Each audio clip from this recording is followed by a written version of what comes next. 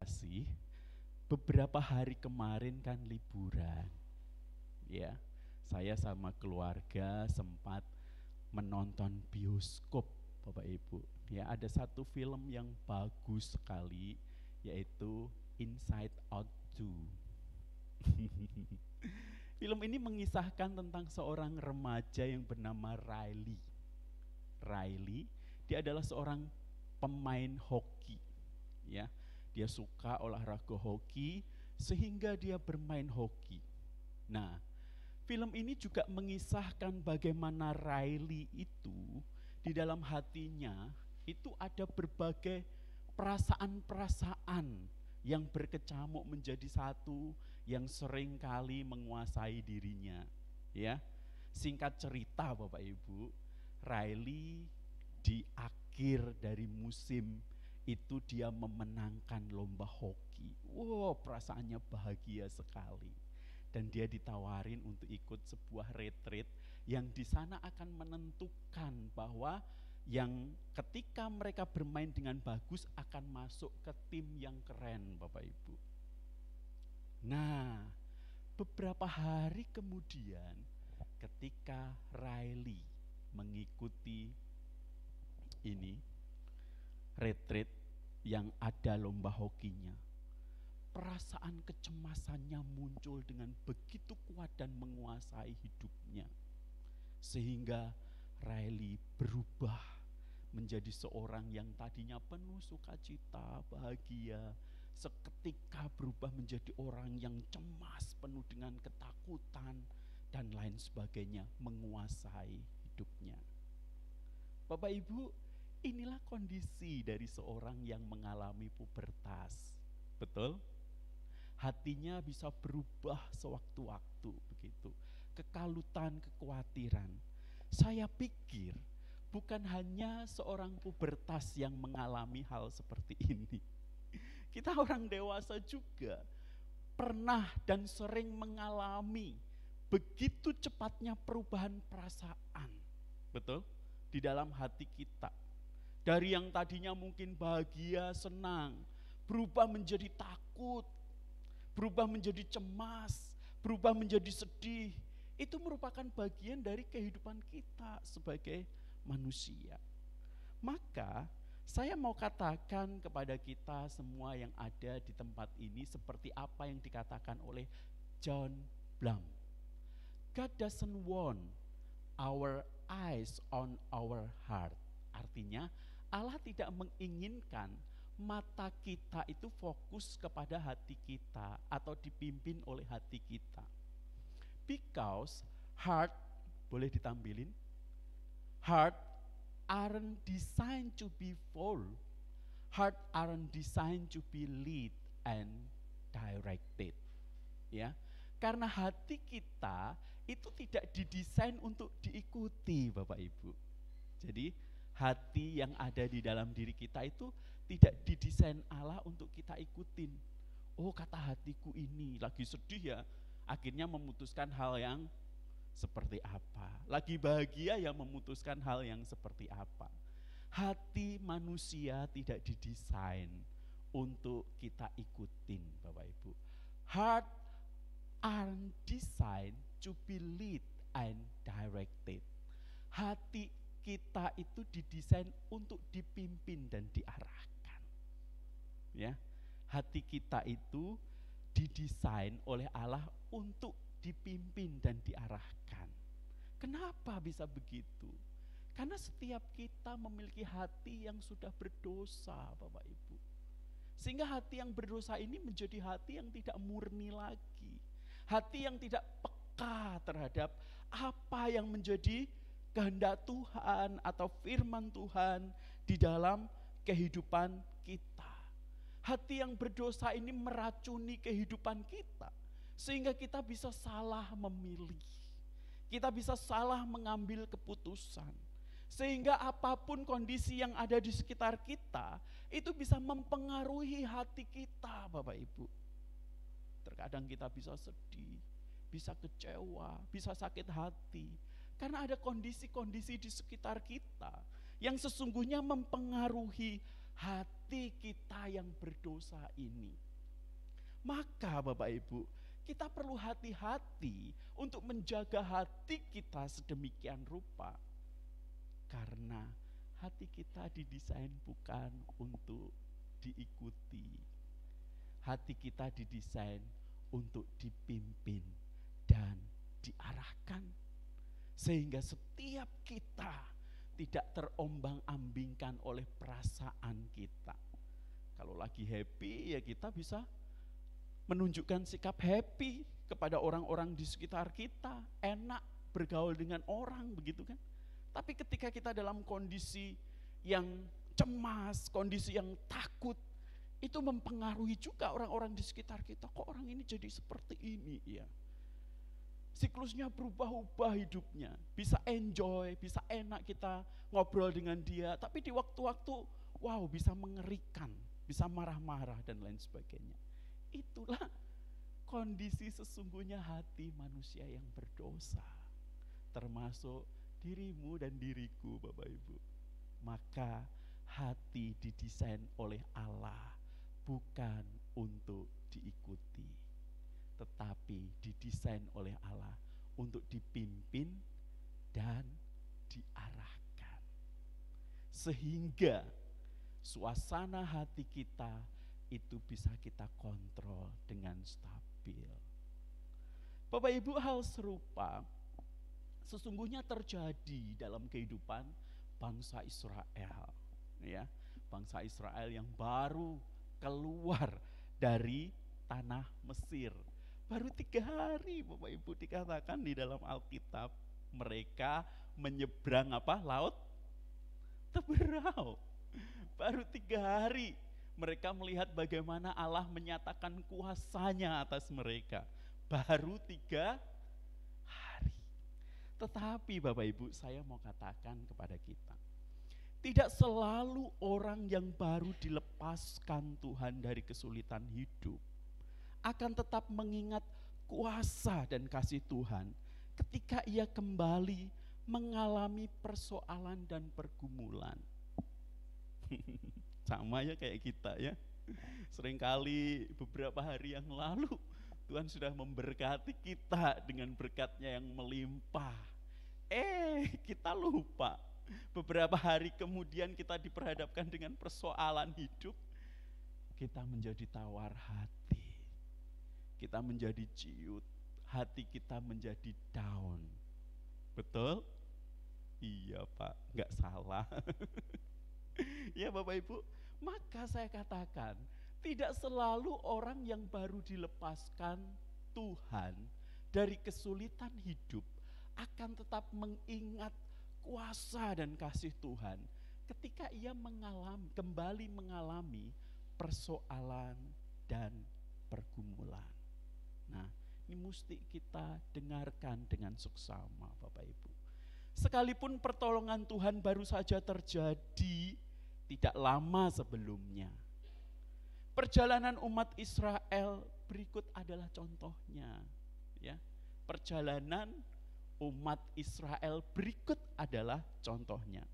Secara tersirat situasi ini digambarkan melalui kata 3 hari lamanya mereka berjalan di padang gurun. Jelas sekali penulis menegaskan sebuah keterangan waktu bahwa mereka mengalami perjalanan di padang gurun selama 3 hari sejak mereka menyeberangi laut Teberau, Bapak Ibu. Nah, bukan tanpa arti jika penulis menuliskan keterangan waktu tersebut, Bapak Ibu. Kata 3 hari perjalanan dari laut Teberau sesungguhnya memiliki banyak makna. Memiliki banyak makna di dalam perjalanan kehidupan beriman mereka. Salah satu maknanya adalah ini. Kata 3 hari itu semacam kata sentilan. Disentil, ditegur. Untuk mengungkapkan kerapuhan iman Bapak Ibu. Rapuh iman mereka. Baru melihat mujizat Allah yang begitu besar dinyatakan kepada mereka. mereka lepas dari Fir'aun, baru 3 hari, ya, mereka mengalami kerapuhan iman. Sebab seringkali iman yang rapuh mengakibatkan perilaku sungut-sungut. Ini bahaya, Bapak Ibu. Saya katakan ini sangat bahaya sekali. Dampaknya sangat mengerikan. Mungkin kita berpikir sungut-sungut itu biasa aja ya. Tapi ini dampaknya sungguh berbahaya, begitu ya. Nanti saya akan jelaskan. Bapak Ibu, bukankah 3 hari sebelumnya umat Israel baru saja melihat kuasa Allah yang sangat besar dalam membuat jalan di dasar lautan, bukan? 3 hari yang lalu mereka baru saja melihat bagaimana Fir'aun dalam kebesaran kuasanya dengan mudahnya ditenggelamkan oleh Allah untuk menyelamatkan mereka. Wow. Kalau kita melihat kejadian spektakuler seperti ini pasti tercengang-cengang, betul nggak? Melongo mata kita ya. Misal saja kalau kemarin kita rekreasi di mana Bapak Ibu sama-sama? Jungkat Beach. Wah, pantainya terbelah lautnya. Pasti kita melotot di Jungkat Beach. Anak saya nangis Bapak Ibu ke Jungkat Beach karena bayangannya beach kan pantai, bisa main di laut. Nyampe sana nggak ada pantainya, dia nangis. Wah, ya, coba bayangkan kalau pantai Jungkat Beach itu Tuhan belah menjadi 2, terus kita bisa lewat di dasar airnya begitu. Itu sesuatu yang keren sekali, bukan? Nah, ini mereka lihat dengan kacamata mereka sendiri, Bapak Ibu. Ya, 3 hari yang lalu mereka juga baru saja memainkan musik dan menari-nari dengan sukacita di atas pertolongan Allah. Siapa yang tidak bersukacita kalau kita mendapatkan pertolongan, keselamatan dari Allah, ya, masalah kita terselesaikan. Wow, kita pasti euforia ya, bersukacita sekali begitu. 3 hari yang lalu mulut mereka melimpah dengan puji-pujian kepada Allah. Sama kan dengan kita. Kalau kita ditolong oleh Tuhan, masalah kita selesai, oh puji Tuhan. Puji Tuhan, kita ke gereja nyanyinya pun semangat, haleluya, puji Tuhan. Begitu kan? Wah, senang sekali hati kita. Tetapi Bapak Ibu, Alkitab mengatakan bahwa setelah 3 hari semua berubah. Setelah 3 hari semua berubah. Tidak ada lagi tarian, tidak ada lagi pujian, tidak ada lagi sukacita. Sebaliknya terdengar keluhan, Bapak Ibu, erangan, rintihan, sungut-sungut. Itu yang ada. Tidak perlu waktu lama, Bapak Ibu, nggak perlu waktu lama. Ternyata untuk mengalami perubahan sikap, reaksi hati, dan perilaku dari awal yang penuh dengan kegirangan karena Allah, berubah menjadi sungut-sungut. Berubah menjadi sungut-sungut hanya berapa hari? 3 hari saja. Ya, coba kita sambil renungkan diri kita. Seringkali kita juga begitu. Betul nggak? Nah, Bapak Ibu, saya mau katakan kepada kita, hati dan perilaku kepada Allah dengan mudah berubah ketika seseorang mengalami kembali sebuah persoalan hidup. Tolong ditampilkan. Coba boleh disenggol kiri kanannya, tuh perhatikan.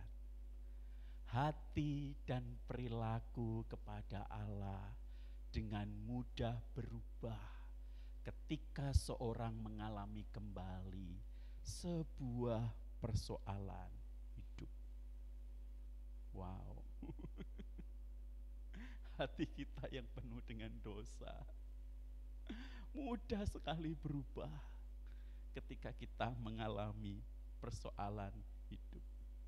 Seseorang bisa mengalami euforia iman yang luar biasa atas pertolongan Tuhan yang terjadi di dalam hidupnya.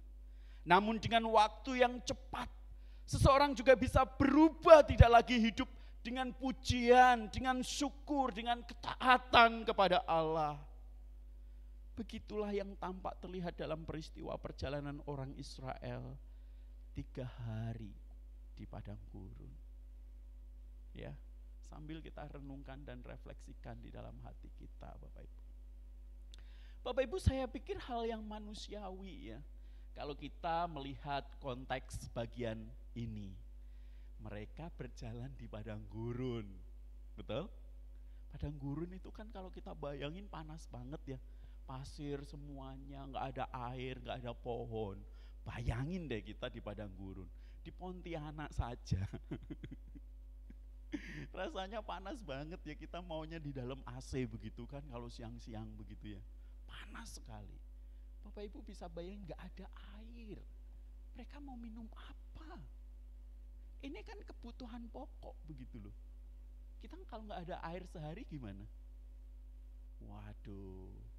Wajar enggak kalau kemudian mereka bersungut-sungut? Ayo, secara jawaban kita apa? Wajar dong Pak, bersungut-sungut. Kan mereka nggak ada air Pak, 3 hari Pak. Kalau mereka bersungut-sungut ya wajar aja lah Pak, begitu kan? Nah Bapak Ibu, kalau kita di kondisi mereka, kita akan seperti apa? Sama lah Pak, ya akan bersungut-sungut lah Pak. Bapak Ibu, saya mau katakan kepada kita, setiap kita pasti membutuhkan air. Ya, itu adalah kebutuhan dasar kita yang kita butuhkan di dalam kehidupan kita. Dan kalau kita nggak memiliki air, pasti kita akan merasa kehidupan kita kacau begitu. Ya, kehidupan kita kacau begitu. Sama seperti halnya yang terjadi di dalam kehidupan bangsa Israel. Persoalannya Bapak Ibu, tidak terletak kepada keinginan mereka untuk mendapatkan air. Tidak salah. Tahu kalau kamu butuh air, tahu. Kalau kamu butuh air, hal kebutuhan dasar itu tahu. Itu memang kebutuhan dasar dan kamu sangat memerlukannya. Masalahnya ada pada kata sungut-sungut. Perhatikan ayat yang berikutnya, ya, ayat 24. Lalu bersungut-sungutlah bangsa itu kepada Musa, kata mereka. Apakah yang akan kami minum? Mereka katakan. Bapak Ibu, di dalam teks Ibrani, kata sungut-sungut itu menunjuk kepada sikap keras kepala loh.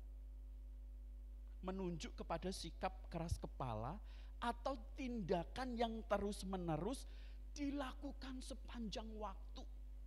Ngeluh aja kerjaannya. Ada kondisi apapun ngeluh aja. Kondisi gak baik sedikit ngeluh. Itu orang yang bersungut-sungut Bapak Ibu. Ya, sukanya ngeluh. Keluar kata-kata negatif dari mulutnya. Itu kan cerminan dari hatinya dia kan. Gak puas, selalu ngeluh, berkomentar negatif. Nah, ini yang dikatakan sebagai sungut-sungut itu tadi. Sebuah sikap keras kepala atau tindakan yang terus-menerus dilakukan sepanjang waktu. Persoalan kebutuhan akan air itu sangat dapat dimengerti. Tetapi ketika kebutuhan hidup ini kemudian membawa kepada sebuah keluhan yang dilakukan terus-menerus, itu akan berbahaya. Dampaknya apa Bapak Ibu? Ya, dampaknya apa? Yang pertama, sungut-sungut keluhan kita berdampak kepada kita akan melupakan semua kebaikan Allah Bapak Ibu. Jadi dia lupa kalau Allah telah melakukan perbuatan kasih-Nya yang begitu besar. Yang baru 3 hari lalu dikerjakan Allah kepada mereka. Dan mereka dengan sekejap saja melupakan perbuatan itu Bapak Ibu. Ngeri ya dampak dari sungut-sungut itu ternyata. Lupa Allah sungguh baik. Lupa Allah begitu mengasihi mereka. Mereka lupa Bapak Ibu. Hati-hati, kita pun juga hati-hati. Dan yang kedua yang tidak parah juga Bapak Ibu. Bapak Ibu tahu ketika kita mengeluh, bersungut-sungut, itu akan melemahkan orang lain yang ada bersama kita. Melemahkan orang lain juga yang ada bersama kita. Saya pikir dua alasan ini cukup kuat untuk menunjukkan dampak buruk dari sikap hidup hati manusia yang sering berubah ini. Memberikan dampak di dalam kehidupan kita dan orang di sekitar kita menjadi kehidupan yang tidak baik. Segera melupakan kebaikan Tuhan dan berdampak kepada orang lain. Iman mereka pun, orang-orang yang ada di sekitar kita jadi dilemahkan. Ini sangat berbahaya, maka hati-hati. Dan saya pikir Tuhan sangat tegas terhadap hal ini. Maka di ayat yang ke-26 dikatakan di situ Bapak Ibu. Firman-Nya ya, dari ayat sebentar ya 25. Setelah Musa berseru-seru kepada Tuhan dan Tuhan menunjukkan kepadanya sepotong kayu dan seterusnya, di sanalah diberikan Tuhan ketetapan-ketetapan dan peraturan-peraturan kepada mereka, dan di sanalah Tuhan mencoba mereka. Ayat 26, firman-Nya, jika kamu sungguh-sungguh mendengarkan suara Tuhan Allahmu dan melakukan apa yang benar di matanya dan memasang telingamu kepada perintah-perintahnya dan tetap mengikuti segala ketetapannya, maka aku tidak akan menimpakan kepadamu segala penyakit manapun yang telah kutimpakan kepada orang Mesir. Sebab aku Tuhanlah yang menyembuhkan engkau. Jadi ketika bangsa Israel bersungut-sungut, Tuhan tegas mengingatkan mereka supaya mendengarkan perintah Tuhan. Hidup taat kepada apa yang Tuhan inginkan untuk mereka mengikuti ketetapan-ketetapan Tuhan. Artinya, sungut-sungut yang dilakukan oleh bangsa Israel pada waktu itu merupakan perbuatan yang sangat tercela. Sehingga Tuhan harus menyatakan ketetapan-ketetapannya itu kepada mereka untuk mendengarkan Tuhan. Bapak Ibu, saya mau katakan kepada kita ketika kita belajar dari apa yang dialami oleh bangsa Israel, ya, sungut-sungut yang kita lakukan ternyata adalah hal yang sangat tidak baik di mata Tuhan. Dan itu yang mempengaruhi apa?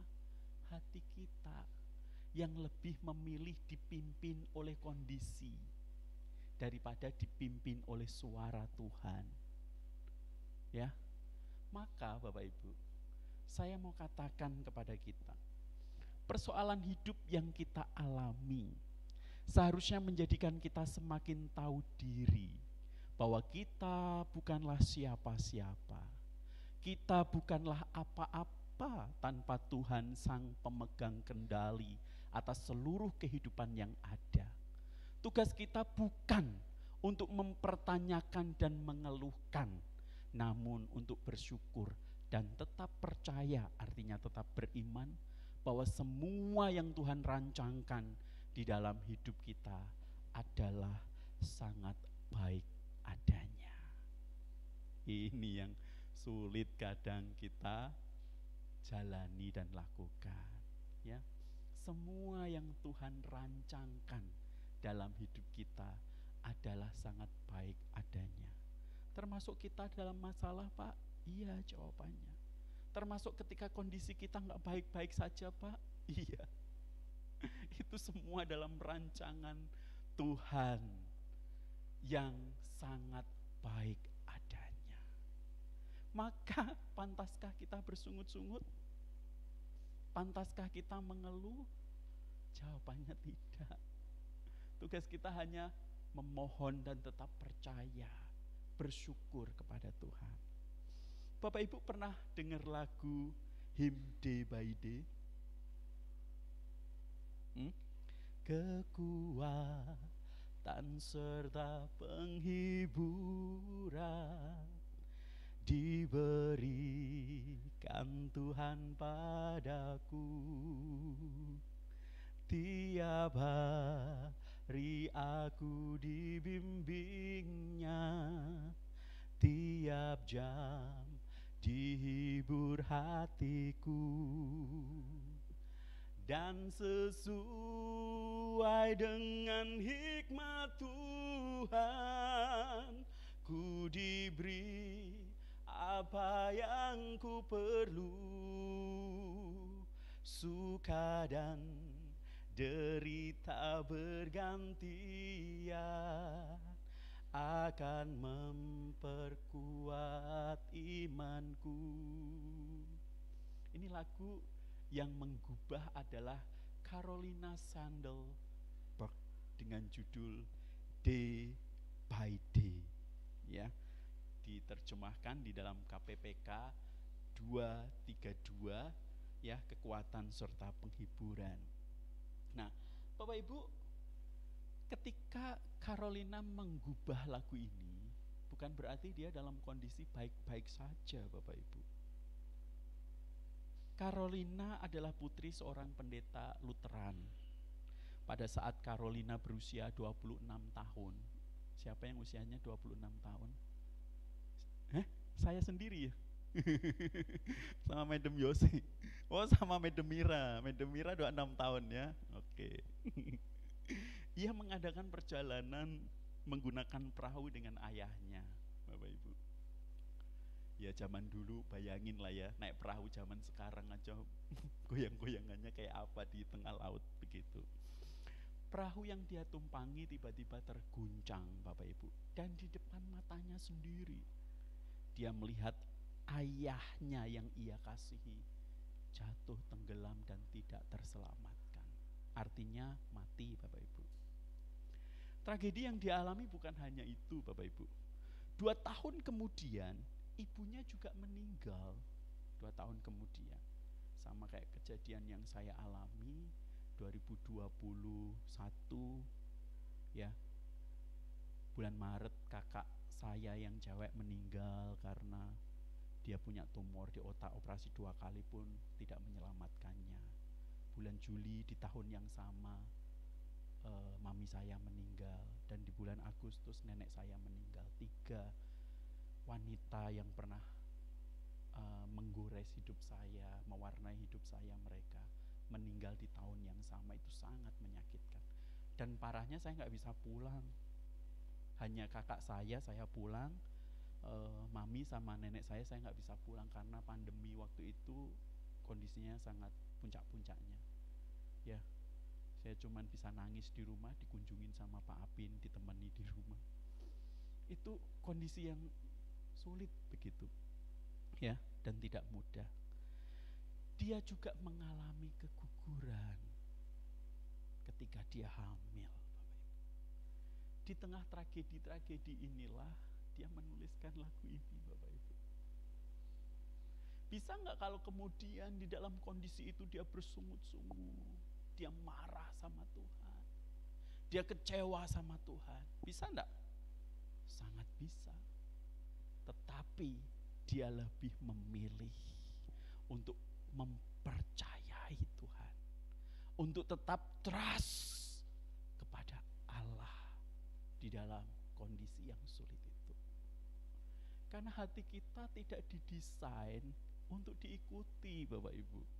Hati kita didesain untuk dipimpin dan diarahkan.